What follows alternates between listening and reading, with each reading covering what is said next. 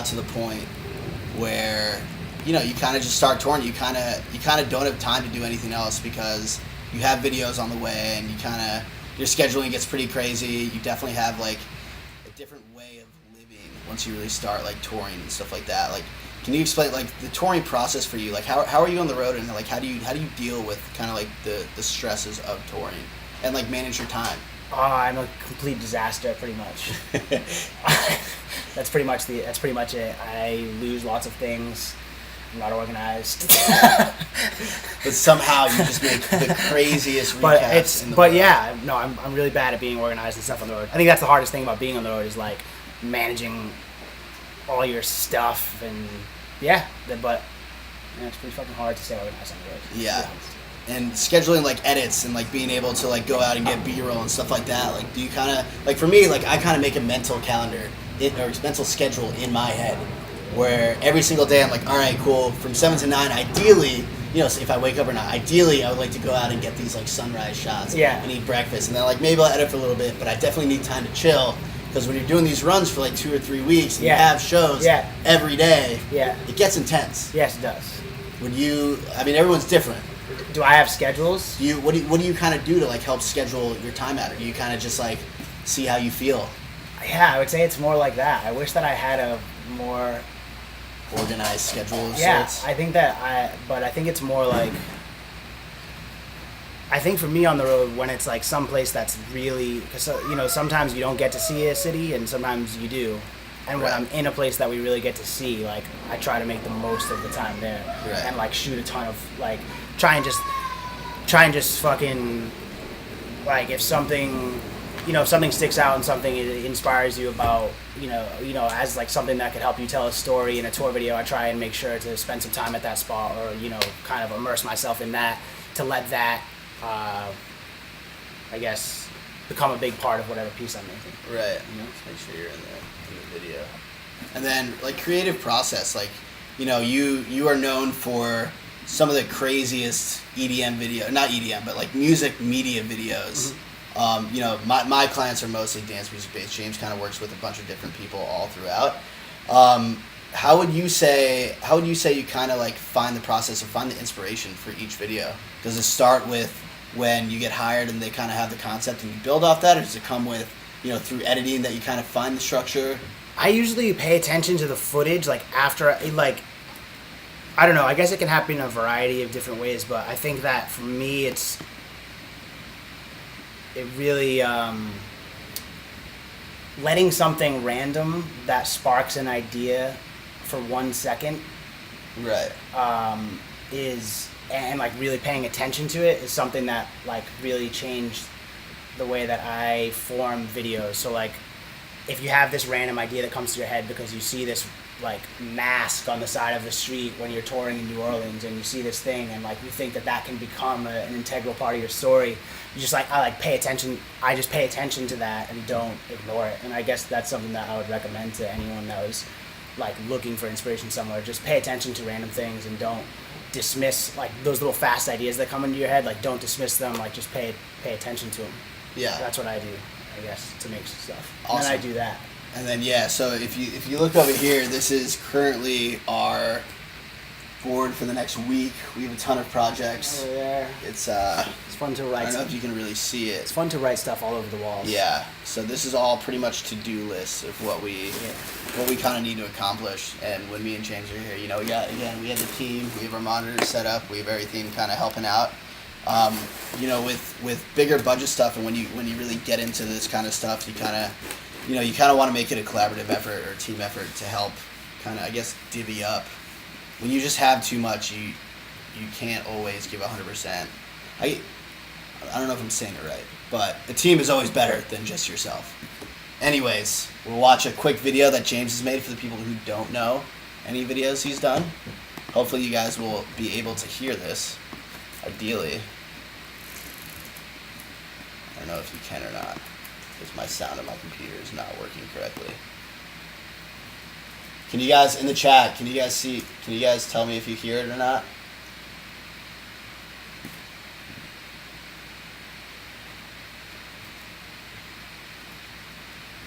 Well, hopefully you can.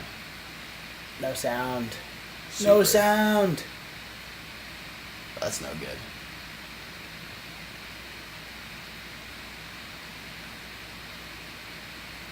How do you get sound? All right, I'm gonna try to get some sound on here. Sources Gotta maybe. get sound. Audio output or audio input? Output. Do both. You gotta pause it.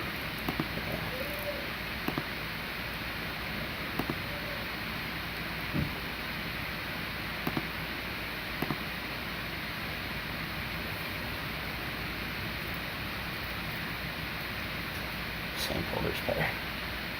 So squat up MF. This guy's a douchebag. Yeah. Fuck you, squad up MF. No sound from video. Audio just got worse. No sound from YouTube still. Super. Why does Twitch have to be the most difficult thing you've ever done? Just pause it though. I mean, your sound is off in the video, so. Look. Hey, let's go here. Yeah, there's no audio right now. Interesting. Guys, this is the smoothest Twitch stream I've ever had. Can you get a camera switch? Now my OBS isn't even working. That's no fun. Alright. Can you guys hear me?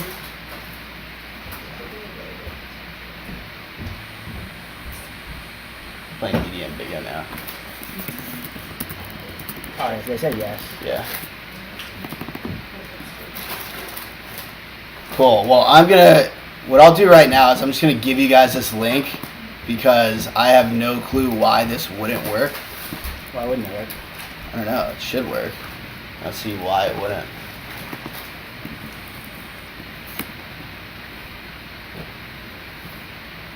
And so check that out.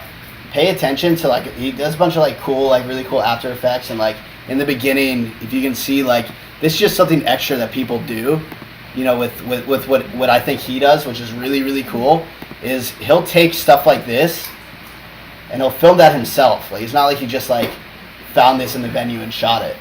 That's Change true. output and preferences probably. Yeah, I have no idea how to do that. This happened last stream too. In Twitch? Is it in Twitch or is it? Is it in Twitch?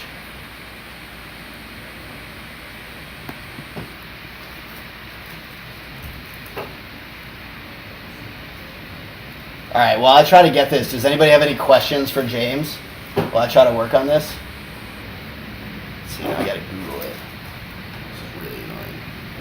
Yeah, Joe, you really fucked it on this one, dude. Really, You really cooked it. Really cooked it on this one. Dry kimchi says it's in Twitch. Oh. All right. Let's Go to let's settings. see. Go to settings. All right, I'm in settings. I think I'm in settings. What's the most challenging thing you experienced while on tour, James? I think the most challenging thing on tour is trying to balance how fun it all is and how much you want to have fun with all of your friends that are on tour and still trying to get your job done. So you're talking kind of the party aspect about it? Yeah, partying and just if you're out somewhere and you're in some beautiful place and you want to go see it, but you also have to, do your work. I think that balance is a tough and really important thing for anyone touring. And I do think I do think that it's always a good idea that if your crew is as long as you can get your work done, if your crew and your artist that you're with is going out and they're having, and they're partying, or if they're just going to see a city, I would always recommend to anyone on tour to go fucking do it, because it's a big part of it to immerse yourself in the crew and that's so Right. So go do it, It's kind of like what I touched upon last week or 2 weeks ago was, you definitely have to have chemistry with the crew or the artist you're working with. That's honestly, it's so important because again, nobody wants to work with someone they can't get along with. What we do, it can be very lonely, as I said, but it's the family. It's kind of like the touring family that it helps you get through it. And it's so true, because without someone that, you know, you can like rely on or hang out with, or, you know, make stuff fun, but also work really hard with, it's just not worth it. Where do my inspirations come from? Where do you learn? So, Peyton Hebert, where do your inspirations come from? Where did you learn your techniques? And how did you convince or prove that your content was needed for an artist to take you on tour? I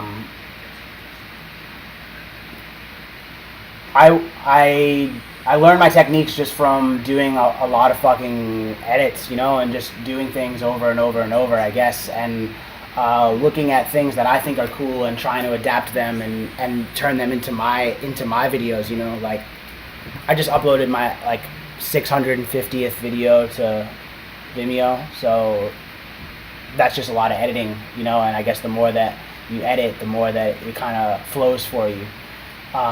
And inspirations, you mean like inspirations like who makes really good work, or where do ideas come from? I think it's where your ideas. Let's talk about that, because I think a lot of people want to know that. Like, just like, do you see it from just everyday life, or? Yeah, well, I like to, if I'm thinking about a tour video, I like to think of things in themes rather than in any kind of like linear order. So I think it's interesting sometimes to like pay attention to your footage and look at everything you shot and see like what themes you can find within that, and what, you know, how your footage relates to each other. You know, if you can even break them into categories or chapters or something, and in that way I think you can sometimes like identify interesting storytelling methods, I guess. And that's how I like to look at my footage. But then inspiration, I guess, comes from like just taking one place I used to get inspiration a lot is that before I just moved out, but I used to live in this place that was my living room was an antique store. Yeah, tell them about where you used to live. I used to live in this place that was like, my living room was an antique store.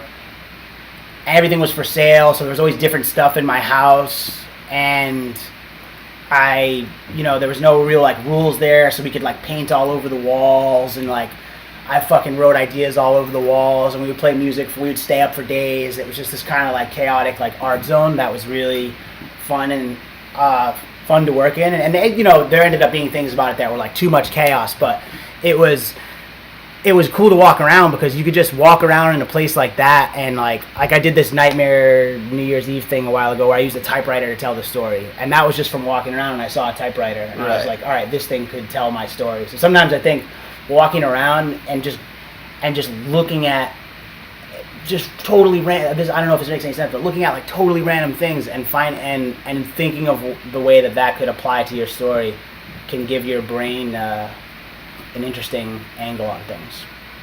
Yeah. Cool. Yeah. And then, all right, so let's see. For people that are kind of going, portfolio's built and the website and demo reel are built, what are the next steps to seek new clients to get paid work from artists? Just, where's that? Cold emails, what you said last time, and it's been working a lot. So it's awesome. It's been working a lot. Try to think of creative ways to reach out to them. I think a lot of people, there's so many people trying to do stuff in music nowadays, not even like in media and more, that Thank you, Cam. Try to do like something, try to have something creative, try to do something that no one else is doing, because it will get their attention. And it, for me, I mean, we talked about everything that I did, which is, even sending cupcakes or taking lunches, and not a lot of people were doing that. And I'm telling you, man, it helped me get in the door, and it helped me get known, or at least my name, like, get recognized. And that's something that I used to do just to like be one step above everyone else. That was like,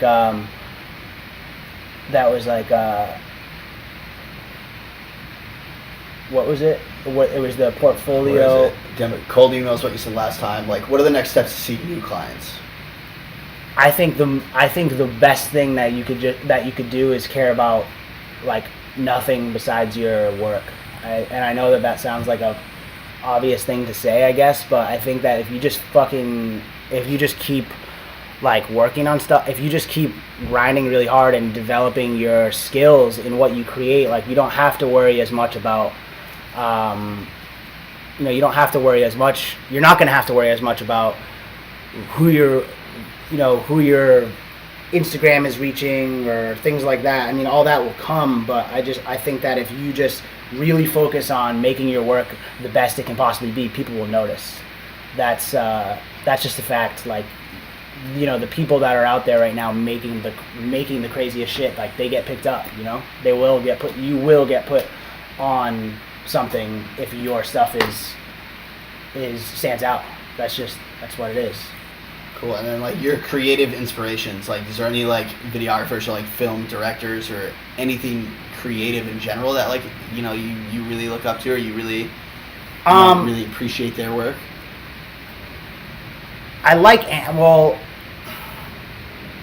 First of all, I like anything that would take you on a, like, just from a general standpoint. I like things that would take you on kind of any sort of roller coaster ride. So like anything that takes you, like, I always like to look at things as like a kind of having like, peaks and valleys. So anything that's like taking you up and taking you down and taking you up and taking you down. I think anything like that is really cool to try and achieve. And as far as like inspirations go, like, do you think like as video guys or Nate, what inspirations are you looking for? Just put it in the chat.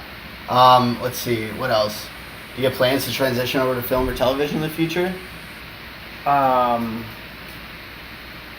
Maybe. I don't know. I haven't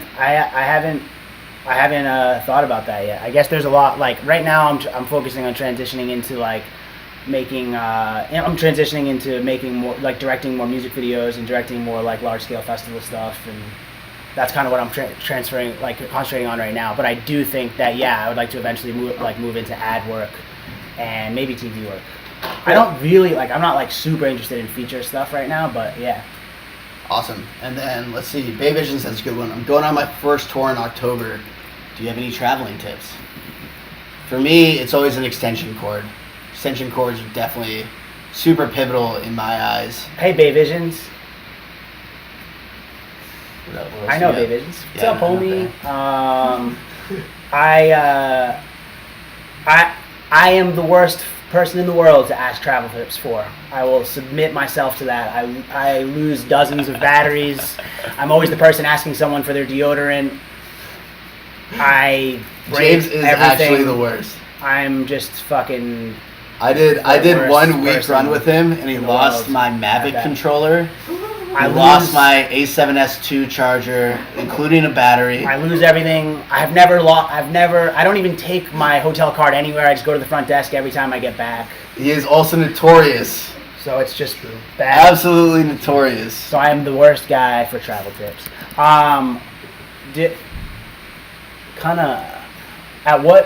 When you're beginning to feel yourself burnt out? That's a good question, man. That is a good question, because I have of course like felt myself feel like I'm gonna burn out, because anytime, especially with editing, like you can just get into these like fucking, I'm sure kind of like you can just get into these crazy long editing benders where you're just working for millions of hours, and it starts to feel like some kind of psychosis. But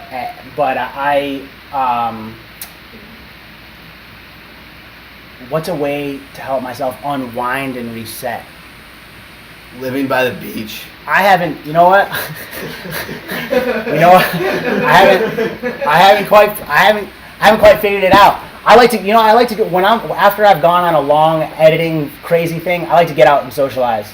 Honestly, Yeah. I like to go have a couple beers and go to a local spot and like catch up with friends and just talk to people and not be like alone for so long. I think that's key, because when you're in like an editing room and you're just like just you and your computer for so long, it's just good to like go outside, go to a local spot, and just unplug for a bit, Right. It's also pretty crazy how Ty Bark, legend has it, James hasn't taken a break in 5 years. That's a completely fact. true. So when I do take a stop to unwind I'll have a better answer. It hasn't happened yet. But yeah, so again, there's a whole process. Feeling burnt out is the worst feeling in the world. Your creative, I guess, like, juices just kind of, you just can't find any inspiration. that's a good point too. I think that the burnt out thing, like, it's again just like a peaks and valleys thing where you're like, fuck this shit, I'm so burnt out, Right. and then like you just kind of keep pushing through, and then you're stoked about your work, so you're like, all right, that feels good, Right. and then you're up. I'm sure all you guys that edit stuff, like, I'm sure you all experience this, right? Like, where you like work so hard on something and you're 20 hours in, you're like, why the fuck am I doing this? Like, this is like too much, this is too ridiculous. Like, what I'm like, this isn't healthy. It's not a good lifestyle, blah, blah, blah, blah, blah. And then, you crank out something that you're really proud of and you feel amazing about it. Right. And you have that high to like live on for a little while. And then, it kind of is another process that starts again. Like, I'm sure some of you guys like feel that way, but that's kind of what it is for me. It's like the whole like process is a peaks and valleys of that, Is there any movies, music videos that you really, really like? I know we were watching a couple. What was the one we were watching yesterday? It was the trailers. It was movie trailers. Oh yeah, I mean, like, one of the craziest movies, like, Enter the Void. It's like a cult classic, but that movie like really fucked me up, and I was like, holy shit, this is like insane. I loved the way that movie like got into people's brains and into people's souls, and like just made you think of, like, it just really pushed the limits on where, on the way to think about consciousness, like, which is something I love thinking about. I love thinking about trying to create something that dives into someone's brain and how they would perceive things, and like takes these little snippets of moments, which that movie really, really does. So yeah, Enter the Void, Nate, is like pretty crazy if you haven't seen that. Legend. James pretty much self-taught. What self-taught? Yeah. What's a good? Joe, what's a good starter kit for someone who's never picked up a camera? What do you want to do? Do you want to be like if it's video, I think, if it's video, like I use Sony. I love it. People use GH5. They love that. But I would say, like, depending on your price range, like this 1DX is a great one. Someone just recommended. 6D, also a good one. That's what I started with a T5i. That was the first thing I ever. T2i. I was on a T2i. Yeah, I started exactly. a T2i. Really? I had a T2i, and then I had a 6D, and then I had a Sony. So, that's actually exactly what I did. I had a T2i, I had a 60, and then I had a Sony, and I didn't want A7 II. Yeah, man, that's good. It's a good camera. Hell yeah. I like Sony. I'm happy with it. God, T2Is were great. I do miss parts of Canon, but I do like Sony.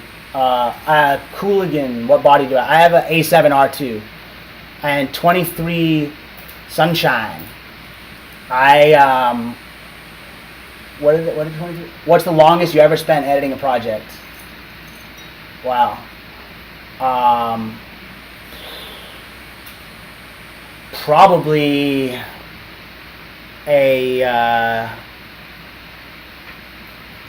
I don't know, probably like 200 hours,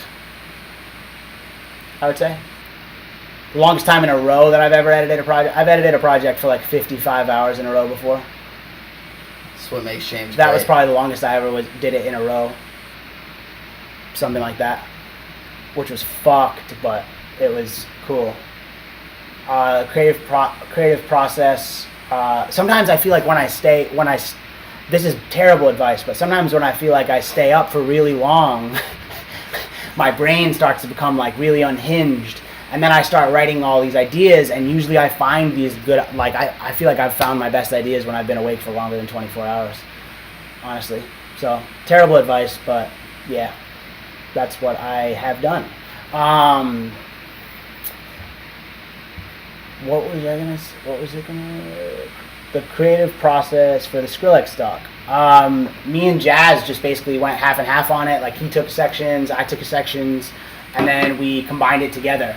that was basically kind of how we did it. You know, we both had all the footage, and then he took some certain segments, I took certain segments, and then we made a big and then we just combined it and used the best part of what we do. Yeah, Simon Chaslow, I feel you. Hey Spence, how do you suggest going to school for editing? I don't know. I never did. I haven't done it. Dude, I had this intern when I was in Boston that went to school for editing, and for film, and it seemed sick. They got to do such awesome stuff. So, yeah. Thank you, Chris. Love your last name, dude. Hey, Toledo. Yeah. I guess it's not. I guess it's not. He's right. I guess it's not a real. You know, it's not a doc per se, but it's like a little mini story. So sure, you can call it whatever you want. It doesn't matter what it's called. But and what about finding tracks? It is longer than what most people edit. Yeah, like most videos are really short these days. So it's a lot longer than what people are putting out for touring videos, you know. So, but it doesn't really fucking matter what it's called, does it? It's just a video on YouTube. But when you're picking out tracks, how's your process when you're trying to find sounds for like the right, be it SFX or like an actual track? How do you kind of like find? I just listen to like a song. Like I like to listen to songs tons of times before I use them in an edit. Sometimes I know right away, like if it's like really like giving you a feeling. I just go on like if it's really making you feel powerful, like it's giving you a powerful feeling in any way. Like if it's giving you some kind of feeling of introspection, or if it's giving you some kind of feeling of like fucking power, you know. You just find something that gives you that, and then I plug it in and I start editing to it, and if I don't feel like that song's working within 15 minutes, I move on and use another song. You know, it's funny with me, like when I'm editing videos, like I'll think I'll have a song, and then I'll find myself like a day and a half later at like sequence number 6, like try 6 of trying to find something to make. And like, to be honest, like I'll probably start like a video, make 8 different takes of a video until I find something that's right, kind of building off each sequence. Because sometimes it just doesn't come naturally. You kind of got to find, you know, where everything should fit and the continuity and how this relates to the story. You know, I see a lot of videos nowadays. People add to it, but it's kind of just like it's not like the best footage. The footage doesn't need to be in there, but people feel like it has to be in there because it's not going to be too long, or you know, it's a cool clip. Like for me, like if it doesn't make sense for the edit, or if it doesn't make sense for the story or what you're trying to do, it's not worth it. I'd save that clip for something else, or if you can find a way, if it's a really cool clip, you know, you can find a way to put it in because then it should be in there. But like for me, for my process, I just personally feel that it should be all the meat of something and just less fat. Cut the fat, even if it's like you're cutting off a minute off a 4-minute video. If it's a fucking real strong 3 minutes, it's gonna be way better because you're not gonna lose the audience. There's so many times where I'm halfway through a video and I kind of lose focus or lose kind of touch in the video, and it doesn't make me want to finish it because now I'm taken out of the magic of what I'm watching. When I'm watching videos, it takes me into, I want to experience what they're feeling in these videos. Like I want to feel, I want a glimpse of how they're feeling. And you know, these guys are people that, you know, for one, like Skrillex, I look up to Skrillex.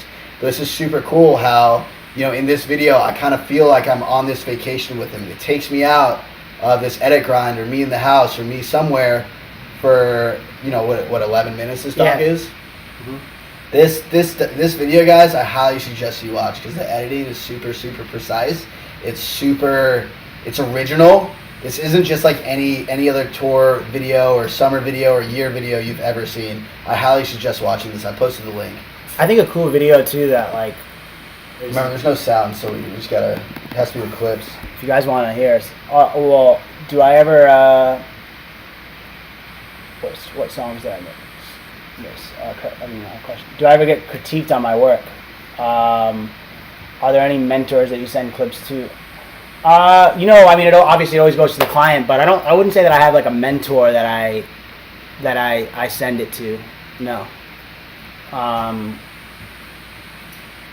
You know, sometimes the client will have critiques and things like that, of course, but I don't have a mentor right now. I did actually. a while back have a mentor, but he moved to Australia, so I don't have one anymore. It's very sad. He taught me a lot. He was a fucking maniac, the original maniac. Ryan, try to use live audio SFX as much as possible or sound databases because they're cleaner recordings. I think it depends on the video. It depends on what you're trying to do and what you're trying to achieve with the SFX. Yeah. Let's see.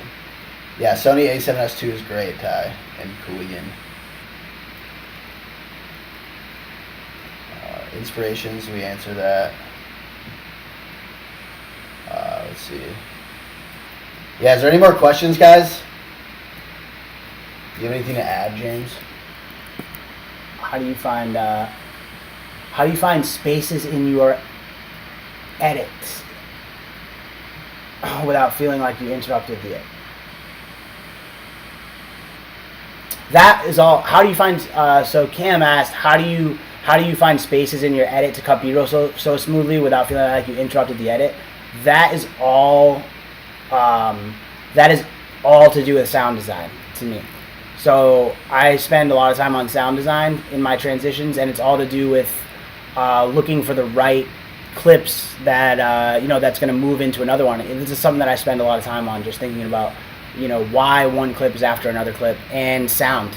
I think that's one of the best recommendations I would make to anyone on here that hasn't dabbled a lot with sound, is to like really push your sound game, because that makes a really big difference in any video that you're making. Sound is a big fucking deal. Yeah, if you guys should look up Winterhalter's videos, you'll see that SFX and sound is incremental to his edits. Yeah. It's for me, it's the thing that it's I don't know. It's just not to keep on blowing him up, but it's just like one of the most inspirational and creative things that he does, and I think he does it better than everyone else, to be honest. It's a sound. Sound is another, like, I think like a few of you guys in here, like you guys are working. I see, like, I know that a lot of you guys are like kind of starting to like really work hard on sound, and I spend like about half of my time editing on sound for a lot of this stuff, which I think is I couldn't recommend doing that more. Good site for SFX. Honestly, dude, I just find stuff, like, I just literally YouTube, Google, I just literally find the most random things online. There's also this website called Prelinger, Prelinger Archive. Let me type it in. I'll type it in from Joe's thing. This thing called the Prelinger Archive. Check it out. I forget exactly what the URL is, but if you just type this in, Prelinger Archives, like, type that in and go to the website. Type that in Google, go to the website, and all this stuff on Prelinger is like completely royalty free. You could find like shit from that's 100 years old. You could find like old radio show stuff. You could find like sounds. You can find tons of random stuff in there. It's kind of weird to search through, but it's a cool resource. Ardex, on average, how long does it take to edit? It really depends on the video. Yeah. It depends what the client wants and what you're trying to deliver. Predetermined. I mean, for me, and James, you can give your input on this. For me, when I go into each video, I kind of have an idea of what I wanted the edit to be like, or kind of have an idea of like how I want it to sound or look. So I kind of shoot for the edit. And what I mean by that is, like, I don't just get the typical raw shots every single time a song drops. I'll make sure to get a bunch of different like angles, focal lengths, frame rates. I'll shoot in 4K, I'll shoot in 1080 depending on what I need, and I'll do everything so that I have a plethora of things in my media browser or project, and that way I kind of have the tools I need to help, I guess, like mold what's in my head into. I think what I see a lot of music videographers nowadays is they're taking way too many raw clips for raw for social media. They get posted once and then they can't use it in their actual edit. And I think this is how like the video lacks a bit, I guess. Let me turn the lights on. Yeah. James, you want to give me input on that? Where was the question? You can probably scroll up.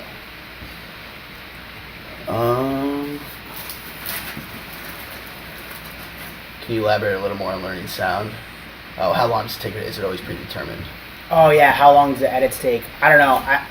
I spend a really long time on all of my edits because it's kind of a rabbit hole, you know? And once you start, you're just heading down the rabbit hole and you just kind of edit till it's done. But I would say that like mostly anywhere from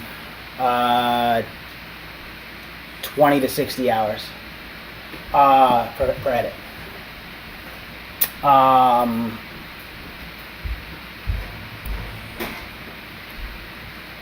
The first video that I did that made me feel accomplished, I feel like everything sucked that I ever did before. The first one that I feel like stands up is like when I started working for Brills, actually, because Brills really like pushed me hard to do like outside the box stuff, and he always like welcomed that, and he was just an awesome. He's still like really one of my closest friends that, you know, like to this day. And he just I did this video for him. The first time I ever worked with him was at Electric Zoo, like many years ago. Brill's video at Electric Zoo, and I'd say that was the first video that I was ever like, all right, I actually feel like this is pretty cool. So yeah, that would be it. And then I did his bus tour, and then that video, like even more, I would say, was the first video that I was like really like proud of a few years ago. Yeah, the Twonk D Nation bus tour video. That video. That was fun. That was a cool one. Yeah. That was a fun one. That was one of those where I watched the final tour vid doc, and it made me. Yeah. I was like, damn, like how do I get to this? This was what, 3 years ago?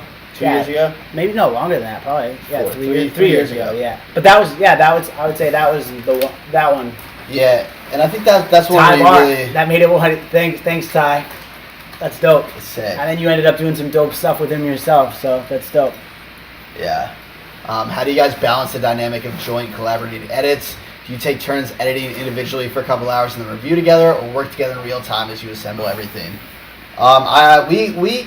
I mean, I guess for the stuff we're doing now, we're kind of taking turns and kind of, you know, critiquing as we go. And then if there's stuff that he thinks that, you know, he's more skilled at, you know, such as the After Effects side, we'll give it to him, and then he can really make it his own with the stuff he's really good at. And then for me, like, I'm good at the storytelling side and the structure side. So I'll make the structure and the story, you know, for the videos that I'm primarily working on, and then James will put his touch on it. Yeah, I think like I think too, kind of, if you're looking at a big,